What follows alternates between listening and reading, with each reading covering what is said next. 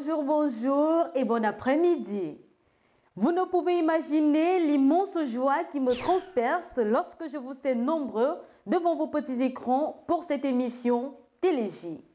Le 12 juillet 2016, le secrétaire général de la francophonie, Michael Jean, était à Madagascar pour inaugurer le premier centre incubateur d'entreprises en faveur des jeunes et des femmes. Celui-ci a bénéficié de l'appui de l'Organisation internationale de la francophonie.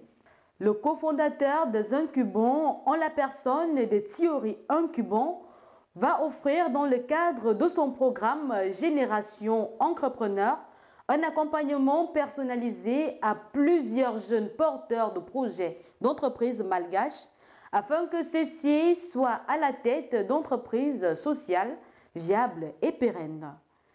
N'est-ce pas là un projet porteur pour la jeunesse malgache? Revenons au Cameroun, ceci pour parler de ce qui est fait en faveur de la jeunesse. Mais avant cela, revoyons-nous juste derrière le générique.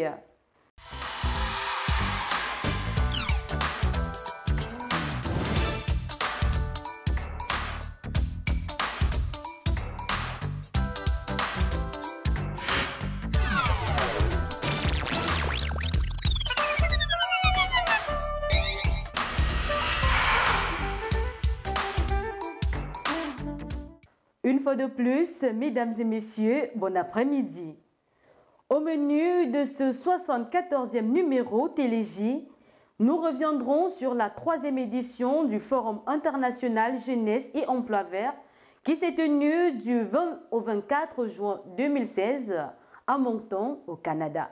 Ensuite, nous irons dans la ville de Bamenda pour revivre l'ambiance qui a prévalu au centre de l'ONG Choumas à l'occasion de la cérémonie de sortie des jeunes handicapés. Pour clôturer en beauté cette émission, nous aurons dans le cadre de l'entretien son Excellence Isopi, ambassadrice de la République d'Italie au Cameroun. Pour parler de quoi? Vous le saurez bien dans cette émission. Vous nourrissez le rêve d'animer ou de présenter une émission TV. L'occasion vous est offerte. L'émission Télégie sur la CRTV lance un casting pour jeunes reporters et présentateurs TV.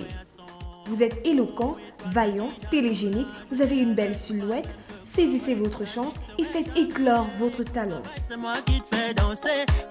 Dès à présent, inscrivez-vous en ligne sur la page Facebook de Télégie CRTV ou appelez tout simplement le 6 75 42 96 96.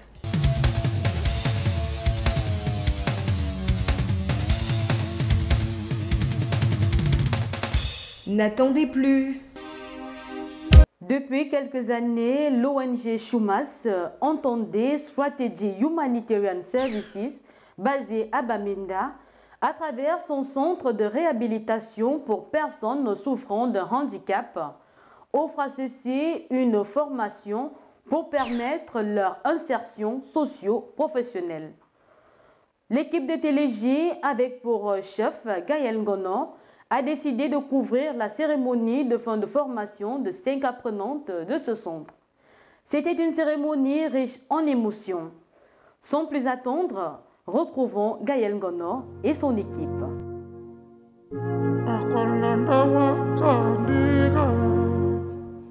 Voici Bamenda, vue à partir de son centre administratif. À Mile 6, l'un des quartiers de cette ville, sécrète ce centre de formation, de réhabilitation pour jeunes souffrant d'un handicap. Ce sont des enfants abandonnés, on les a pris, on les a formés ici pendant 2 ans. J'ose dire que la formation est gratuite et il y a aussi un dortoir.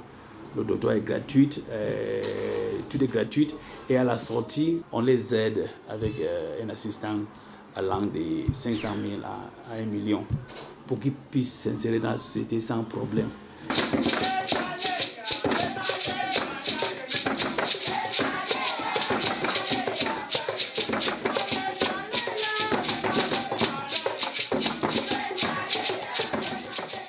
Cette liesse est à la hauteur de l'événement du jour, à savoir La cérémonie de graduation pour les 5 apprenants arrivés en fin de formation, dont 3 filles et 2 garçons, dans ce centre créé en 2011 par l'ONG Chumas. You may open up many more opportunities for them and make their lives better than it is now. Cette cérémonie fort courue par les parents, amis et connaissances des récipiendaires que préside le sous-préfet de Bamenda 3e, Takan Walters, en présence du président de cette ONG, Stéphane Ndorseka.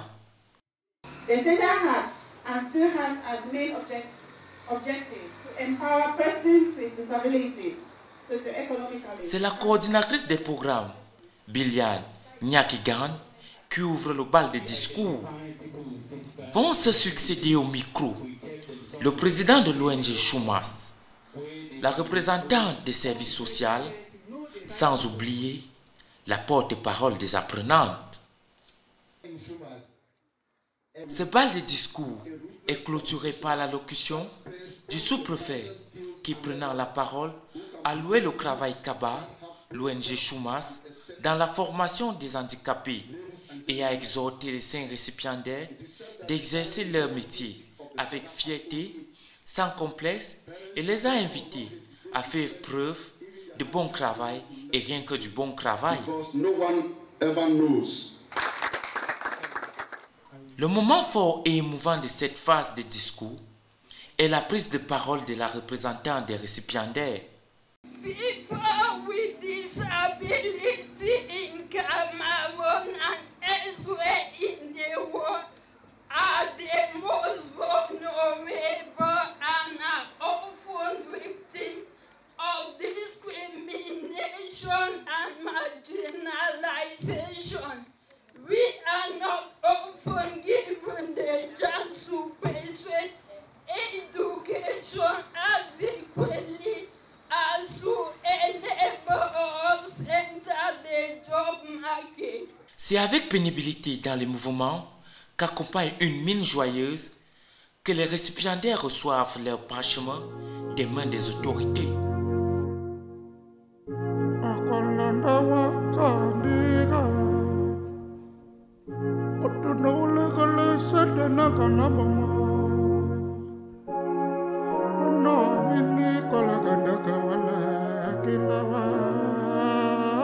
Pour les accompagner à s'installer, ils ont reçu chacun du matériel, mais alors du bon matériel d'accompagnement, évalué à plus de 3 millions de nos francs CFA.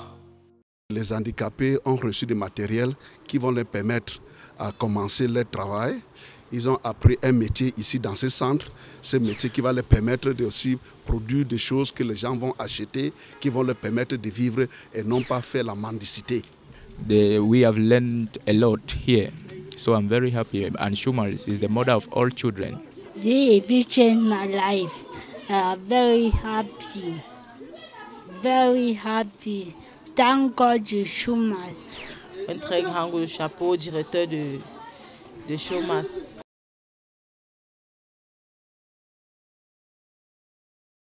L'actant Joséphine et ses camarades ont exposé les œuvres de leurs mains qui ont suscité la curiosité du sous-préfet et du grand public. Les journées comme ça sont les beaux jours pour moi, puisque quand ils entrent dans le centre, tu les vois avec des problèmes, tu les vois frustrés, mais quand en sortant, tu vois qu'ils sont fiers, on sent qu'ils ont acquis quelque chose. Former les jeunes gratuitement et handicapés de surcroît depuis 2011 nécessite des sacrifices et des moyens énormes. Chumas fait déjà beaucoup. Dans la formation, chaque année, c'est 12 millions. Dans l'hébergement, c'est 1 200 000. Et pour la nutrition, c'est 500 000. Depuis 2011, ce centre a déjà formé et installé 35 jeunes qui sont aujourd'hui les moteurs de leur famille. Depuis le centre de formation Chumas à Bamenda, je suis Gaël Ngono pour Télégie.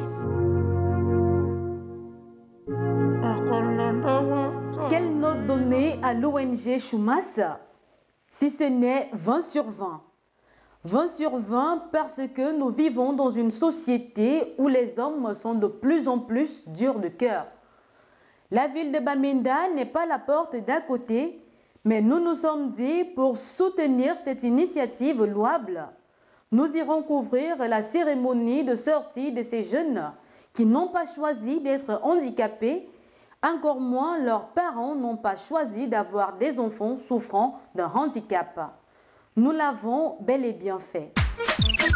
Au mois de juin 2016, s'est tenu à Moncton, au Canada, le 3e Forum international Jeunesse et Emploi Vert. Une trentaine de pays étaient représentés par une jeunesse engagée en faveur de l'économie verte. L'un des moments forts de ce forum était le concours des bourses aux emplois verts. Parmi la trentaine de projets reçus, seuls 10 ont été retenus pour bénéficier d'une bourse individuelle de 4 000 €. Parmi les 10 lauréats figure notre compatriote camerounais Calvin Thiam. L'équipe de TLJ tout entière, à travers ma voix, présente ses félicitations à ces 10 lauréats. Vous nourrissez le rêve d'animer ou de présenter une émission TV.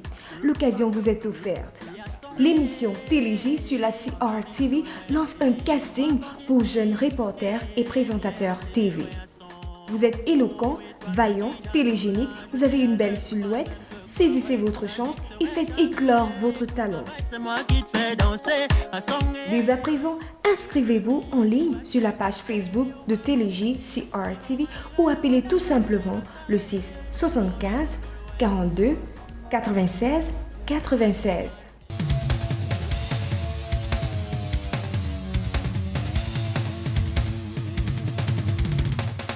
N'attendez plus. Il y a de cela quelques mois, le président de la République d'Italie était en visite d'État au Cameroun. Son séjour en terre camerounaise n'a pas été de tout repos. Pour preuve, plusieurs accords ont été signés. Quelques mois après cette visite, pour cerner les contours de celle-ci et ses retombées sur la jeunesse camerounaise, l'équipe de TLJ est allée à la rencontre de son Excellence Isopi, ambassadrice de la République d'Italie au Cameroun. Retrouvons Fallon Mofoué pour cet entretien. Bonjour à toi Fallon. Bonjour Christelle, Madame l'ambassadeur, bonjour. Bonjour. Merci de recevoir l'émission TLJ. Merci à vous de me recevoir dans votre émission. Après quelques mois de la visite du président de l'Italie au Cameroun, son Excellence Sergio Mattarella, pour la jeunesse camerounaise, à quand est-ce que remonte la coopération entre le Cameroun et l'Italie? Ça remonte aux années 90. La coopération dans le domaine de la formation et de l'éducation est devenue de plus en plus un pilier très important de notre coopération. De plus en plus, il y a des jeunes Camerounais qui choisissent l'Italie pour poursuivre leurs études universitaires. Cette année académique qui vient de clôturer, nous avons eu 3200 étudiants camerounais enregistrés dans nos universités. Un nombre qui fait que les Camerounais sont la première communauté d'étudiants africains dans nos universités et la 5e au niveau mondial après la Chine, l'Albanie et d'autres partenaires qui sont aussi plus grands. Donc c'est un résultat pour nous important. Dans les derniers 3 ans, nous avons envoyé plus de 1000 étudiants camerounais en Italie. Cette année, on vient de terminer les interviews, les examens. On va envoyer entre ceux qui vont commencer directement les études en Italie et ceux qui vont faire des masters, à peu près 300 étudiants camerounais. Ce qui est important, à mon avis, de souligner, c'est que c'est un investissement que les Camerounais eux-mêmes et leurs familles font pour aller faire des études en Italie. Parce que nous ne donnons pas de bourses, nous donnons un nombre très limité de bourses. Donc ce sont des étudiants qui partent effectivement à leurs frais. Ces étudiants-là, ils étudient spécialement dans quoi? Les choix s'orientent de plus en plus vers des matières techniques et scientifiques. C'est aussi l'une des 2 conditions que nous demandons. Dans le passé, c'était surtout la médecine, qui est encore là, comme parmi les matières favoris par les Camerounais, mais de plus en plus, les Camerounais choisissent d'étudier l'ingénierie, l'agriculture, l'architecture, et nous les encourageons fortement à faire ça. Nous demandons seulement deux conditions. La connaissance de la langue italienne, qui n'est pas une langue difficile, c'est une langue en tout cas néo-latine, donc n'est pas trop loin de la langue française. Et la deuxième condition, c'est de nous présenter des projets d'études intéressants pour le développement du pays. On est spécialisé, notre système universitaire est réputé pour certaines matières. J'ai mentionné l'ingénierie dans toutes ses spécialités, dans son ensemble. L'architecture, on est très fort dans l'architecture et on souhaiterait voir de plus en plus des Camerounais. Si on regarde les villes du Cameroun, il y a tellement besoin d'architectes. Et un domaine que nous sommes en train de voir comment encourager, c'est le domaine comment je peux dire, des arts appliqués. Donc le design industriel, la mode, les industries créatives. On voit tellement de créativité, tellement de talent ici au Cameroun. La jeunesse camerounaise a tellement d'idées. Mais tous ces talents peuvent aussi être mis en valeur à travers des études. Au cours de la visite du président de l'Italie en terre camerounaise, on a signé un certain nombre d'accords. Il était question de quoi dans ces accords? On a signé 5 accords, 5 documents. 2 accords proprement dit, des accords internationaux, et 3 documents. Les 2 accords concernent respectivement l'accord cadre de coopération culturelle, technique et scientifique. C'est pour nous un instrument qui doit nous aider à structurer la coopération dans le domaine de la formation et de l'éducation. Et c'est un accord qui devrait nous permettre d'encourager davantage la coopération entre les universités italiennes et camerounaises, qui est déjà une très bonne coopération, mais on peut faire mieux. Et nous pensons que pour l'Afrique en général, ça c'est un aspect clé. Le transfert des connaissances, la création des compétences, ça c'est à la base vraiment du développement. Le deuxième accord, c'est l'accord d'exonération de visa de court séjour pour les titulaires de passeports diplomatiques et de service. C'est un accord qui, à notre avis, devrait encourager la coopération. L'Italie abrite plusieurs agences des Nations Unies, dans lesquelles le Cameroun joue un rôle très important, comme les FAO, le Programme alimentaire mondial ou les fonds des Nations Unies pour l'agriculture. Nous avons aussi des centres de formation des Nations Unies qui sont basés en Italie, comme le centre qui est basé à Turin. Nous avons un pôle scientifique international qui est basé dans le nord de l'Italie. Et ce sont des centres aussi qui font beaucoup de formations. Et chaque année, il y a des groupes du Cameroun qui partent pour aller se former dans ces centres. Donc nous espérons que cet accord puisse faciliter encore davantage cette coopération. Les 3 documents qui restent, donc on a signé un document concernant l'utilisation des ressources issues de l'annulation de la dette du Cameroun vers l'Italie. Là, on a 2 volets importants. Le premier volet, c'est un volet, on peut dire, socio-humanitaire, c'est-à-dire de promouvoir des investissements dans le domaine de l'éducation de base et de la santé dans 4 régions défavorisées du Cameroun. Et il s'agit de 4 régions qui sont intéressées par des situations d'instabilité, donc les 3 régions du Nord et la région de l'Est. Le deuxième volet, qui est aussi relève de la jeunesse, c'est important pour la jeunesse, c'est un volet qui effectivement concerne la formation. Parce qu'on a décidé d'accompagner le gouvernement dans la réalisation d'un centre incubateur agropastoral pour les jeunes, qui fait partie du programme PA Jeunes financé par le Fonds des Nations Unies pour l'agriculture. Et une autre composante, c'est un nouveau support, un nouveau appui, un nouvel appui au centre de recherche Sant'Abria, qui a été créé par le gouvernement italien et camerounais.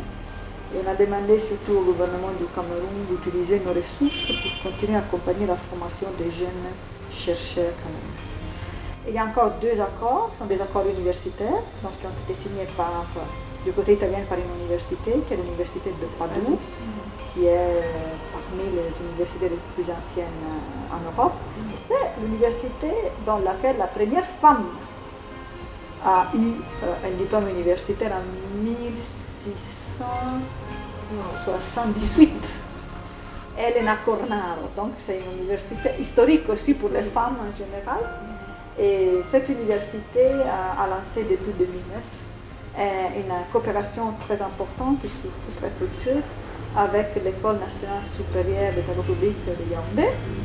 Et à l'occasion de la visite de notre président, lui-même, quand il a lu dans notre dossier qu'il avait cette coopération, qu'en 2016, les premiers ingénieurs devaient sortir, il a dit non, c'est moi qui dois donner les premiers diplômes pour encourager ces formes de partenariat. Et les deux universités donc ont signé un nouvel accord pour continuer cette coopération et pour créer ici à Yaoundé un pôle universitaire. Le dernier accord, toujours entre l'Université de Padoue et le ministère du Développement urbain, c'est un accord pour nous très important et j'espère que l'accord puisse effectivement trouver une bonne application. C'est un accord par lequel l'université s'engage à donner de l'assistance technique au ministère du Développement urbain pour faciliter le développement urbain durable et pour faciliter la débidonvillisation, si on peut dire comme ça, des villes camerounaises. Et pour nous, c'est important parce que les deux accords signés par l'université font partie des mêmes chemins. Serge Mattarella au Cameroun, on se rappelle que le président s'est entretenu avec des jeunes dans les universités du Cameroun. Maintenant, est-ce qu'on peut dire que cette visite du président italien au Cameroun a ouvert des portes aux jeunesses, à la jeunesse camerounaise en termes d'opportunités de formation et d'emploi ou d'insertion professionnelle? Dans sa visite, il y a eu plusieurs composantes focalisées sur les jeunes. Et ce n'était pas par hasard. C'est un choix qu'on a fait, qu'il nous a demandé de faire. C'est lui qui nous a demandé de pouvoir aller à l'université, pour parler aux jeunes de nouveaux défis, et des défis que nous avons en commun, Europe et Afrique, Italie et Cameroun. C'est lui qui a demandé aussi d'aller visiter un partenaire italien, l'ONG COE, le Centre d'orientation éducative, qui abrite le seul institut de formation artistique du Cameroun. Et là aussi, il a parlé à 400 étudiants, je crois. Il nous a demandé aussi de lui organiser une rencontre avec les anciens étudiants camerounais qui faisaient de la diaspora en Italie, qui sont rentrés. Donc nous avons mis ensemble un bon nombre, une trentaine, quarantaine. Il a voulu les rencontrer pour savoir comment ils sont rentrés dans leur pays et pour montrer aussi qu'il y a un autre côté de la migration. Et qu'effectivement, la migration a aussi un côté positif. Et donc il a connu tous ces jeunes entre 30 et 40 ans qui sont rentrés après les études en Italie, après aussi avoir fait des expériences de travail. Et puis la plupart font dans les affaires, ça c'est très important, qui sont rentrés, qui ont créé leur business, qui travaillent pour des sociétés italiennes faisant comme des ponts, et qui font dans les services et dans la société. Ces jeunes-là justement qui fréquentent en Italie et qui veulent revenir au Cameroun, voilà, pour ces jeunes qui rêvent d'aller fréquenter en Italie, est-ce que vous les accompagnez? Qu'est-ce qu'ils deviennent après ces jeunes-là? Je dois vous dire qu'on n'a jamais été sollicité à créer des programmes. Nous trouvons que chaque fois qu'il y a un projet de coopération, chaque fois qu'il y a une université qui s'intéresse au Cameroun, chaque fois qu'il y a des ONG qui s'intéressent au Cameroun, chaque fois qu'il y a une entreprise qui s'intéresse au Cameroun, il y a toujours un Camerounais qui est derrière. Donc les Camerounais se font vraiment apprécier. Il y en a qui sont aussi recrutés par des compagnies très importantes et très connues. Et nous avons des exemples, vraiment des success stories qui sont très très encourageants. Peut-être il faudrait les faire connaître pour montrer qu'on peut le faire. Au niveau de l'ambassade d'Italie en faveur des jeunes Camerounais, quels sont les domaines sur lesquels vous vous basez pour aider les jeunes? Si les jeunes Camerounais veulent poursuivre les études en Italie, nous sommes ouverts. Mais de l'autre côté, nous voulons aussi encourager de plus en plus l'implication des universités italiennes vers les universités camerounaises ici, pour avoir la possibilité d'ouvrir l'accès à une formation plus internationale, aussi à ceux qui restent au Cameroun. L'université de Padoue, c'est un exemple. Il y en a d'autres. Nous avons aussi un projet de coopération entre Chang et 3 universités italiennes dans la pharmacie. Là aussi, on fait de la formation conjointe. Nous avons maintenant un cours de licence à Chang qui marche très bien depuis une dizaine d'années. On va ouvrir un autre cours de licence pour la formation des enseignants à Maroua. On a ouvert des cours d'italien à l'université de Douala. Et on a des centres privés. Ce sont des privés, mais ils font pour nous un travail important dans la formation. Je pense que nous avons en total au moins entre 4000 et 4500 Camerounais qui étudient l'italien au Cameroun. Madame l'ambassadeur, de nombreux jeunes vous regardent en ce moment. Est-ce que vous pouvez leur donner un conseil? Le conseil que je peux donner, c'est de rêver et d'essayer de réaliser leurs rêves et de se battre, de s'impliquer. Parfois, il n'est pas nécessaire d'attendre que la solution à ces problèmes vienne de l'extérieur, ou vienne du ciel, ou vienne des autres. Parfois, si on a une bonne idée, on peut, avec un peu de courage et surtout beaucoup de détermination, on peut vraiment tout faire. Et les Camerounais, les jeunes Camerounais, ils ont tout ce qu'il faut pour faire ça. Madame l'ambassadeur, merci d'avoir répondu à ma question. Merci à vous. Sans commentaire. Merci à toi, Falon Mofowe, pour cet entretien des plus édifiants. Chers téléspectateurs, vous êtes assez édifiés sur les retombées de la visite de son Excellence Sergio Mattarella en terre camerounaise, n'est-ce pas? Merci à vous, Madame l'ambassadeur, pour cette marque de confiance à nous faites. C'est ici qu'atterrit le vol spécial de ce 74e numéro de votre émission Télégie. Merci pour votre aimable fidélité. Vous êtes de plus en plus nombreux à nous contacter et à nous féliciter. Pour cela, nous vous faisons un gros bisou. À toute la jeunesse, nous laissons ce proverbe à méditer. Mieux vaut marcher sans savoir où l'on va que de rester sans rien faire. Mieux vaut marcher sans savoir où l'on va que de rester sans rien faire. À bon entendeur. Quant à moi, il ne me reste plus qu'à vous dire bye bye, à nous revoir, que l'Éternel des armées vous protège. Rendez-vous au prochain numéro. Ciao, ciao, ciao. Jusqu'au soleil, je te suivrai. Toi, mon